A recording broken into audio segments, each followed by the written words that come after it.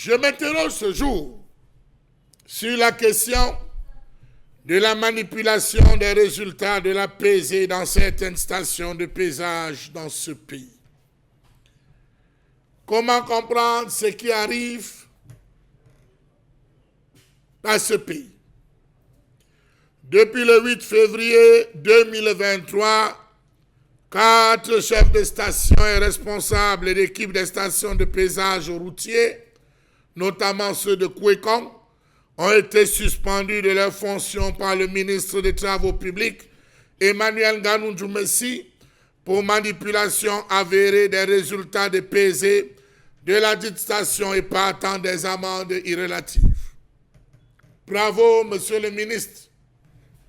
Mais ça ne date pas d'aujourd'hui qu'on décrit ce phénomène de manipulation des résultats de la pesée dans certaines stations de pesage dans ce pays.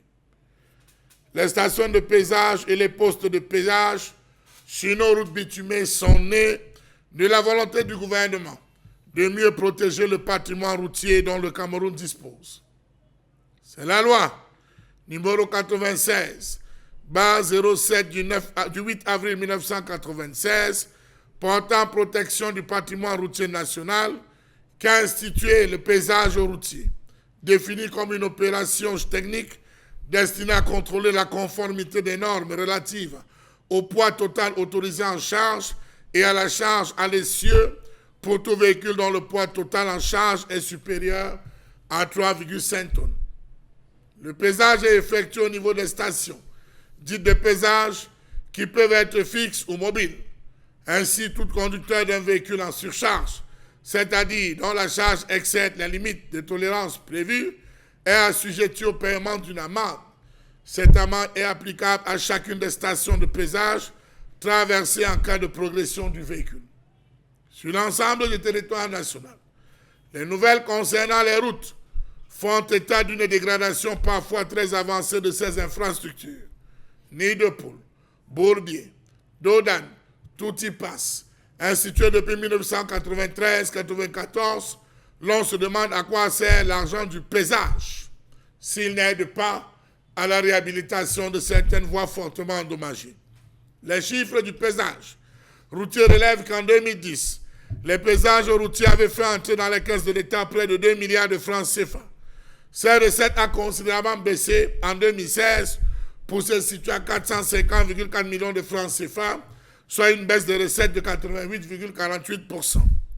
Comment comprendre que même le renforcement du système de pesage électronique en l'aide d'un ordinateur connecté à un serveur permet aujourd'hui de peser près de 400 camions par jour dans les 17 stations de pesage fixes en fonction au Cameroun, a réussi à laisser passer les démons d'un autre genre. Le Cameroun, à ce jour, simplement sur l'axe Douala-Yaoundé, c'est 800 camions par jour. Est-ce que ces 800 camions s'acquittent véritablement de ces frais d'amende en termes de surcharge? Non. Surcharge, corruption, amende fictive, appareil de pesée défectueuse, décompte des prestataires impayés, baisse des recettes sont les mots qui minent certaines stations de pesage. C'est connu de tous jusqu'à la primature.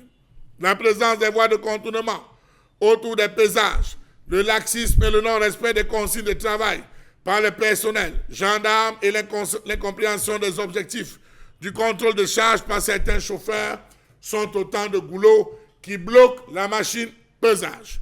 Comment comprendre que face au durcissement des mesures de lutte contre la corruption, les postes de pesage routier donnent l'impression de fonctionner à la perfection, pourtant des pots de vin réussissent toujours à passer à travers les mailles. La corruption des agents du pesage routier a encore de beaux jours. Le principe est simple. Dans une station de pesage, un camion s'avance, son convoyeur descend et passe le dossier du véhicule par la fenêtre d'un bureau à un agent assis derrière un ordinateur. Pendant ce temps, le chauffeur positionne le véhicule sur le dispositif de la pesée. Des chiffres défilent sur l'ordinateur et un afficheur bien visible à l'extérieur du bureau. Et sur un afficheur bien visible à l'extérieur du bureau. À la fin de la manœuvre, le convoyeur récupère le dossier du véhicule et le résultat de l'opération imprimé, puis se retire sans rien payer. Tout paraît normal. Pourtant, au fond, il y a des codes qu'ils ont respectés. Premier code, l'entreprise en charge de ce camion qui s'assure du transport de ces marchandises a de bons rapports avec les gens du pesage. Quand un camion en surcharge doit traverser, on appelle les agents du pesage pour leur expliquer la situation et leur donner le numéro de matricule du camion qui arrive. Ils fixent le montant de leur bakchich et l'entreprise paye par monnaie numérique. Et comme ça, le camion passe sans problème. Deuxième code, en cas de dépassement de poids, le camion se gare bien loin avant la station de pesage. Et le chauffeur va d'abord négocier et remettre leur enveloppe. Ainsi, le camion qui arrive, après, passe tranquillement sans être pesé. Tout a été géré. Troisième cas, savez-vous que des fois, des transportants transitent vers les pays voisins, passent des journées entières à discuter du montant de pot de vin à verser. Ça varie entre 10, 20 et parfois 100 000 francs.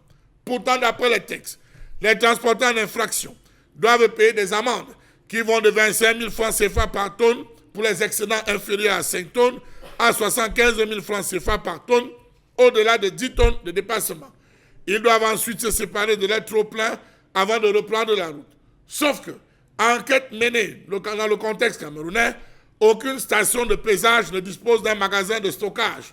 Puis, ont-ils la possibilité de délester le surplus d'huile, surplus de carburant contenu dans les citernes pour les conserver dans quoi? Point d'interrogation. Les camions citernes embarrassent de plus en plus les responsables des 17 stations de pesage routiers dans ce pays.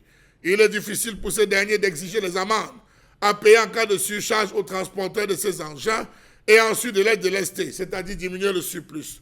Près de nous avons les camions transportant des conteneurs scellés et ceux transportant des charges indivisibles comme les engins de génie civil. Il sera difficile pour ces agents des stations de pesage routier d'en diminuer le contenu. Conséquence, tout le monde paye, on paye bien, on choque bien, et ainsi va la République.